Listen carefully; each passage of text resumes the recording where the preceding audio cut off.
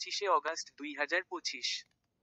উত্তরবঙ্গের দার্জিলিং, কালিম্পং, জলপাইগুড়ি, আলিপুরদুয়ার এবং কোচবিহার জেলার বেশিরভাগ জায়গায় হালকা থেকে মাঝারি বৃষ্টি, বজ্রপাতের সম্ভাবনা রয়েছে।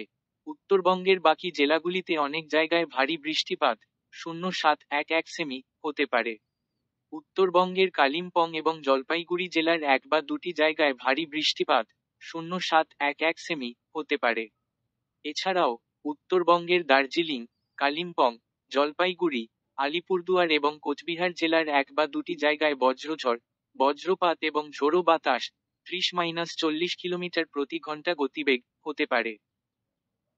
দক্ষিণবঙ্গের সমস্ত জেলায় অনেক জায়গায় হালকা থেকে মাঝারি বৃষ্টি, বজ্রপাতের সম্ভাবনা রয়েছে।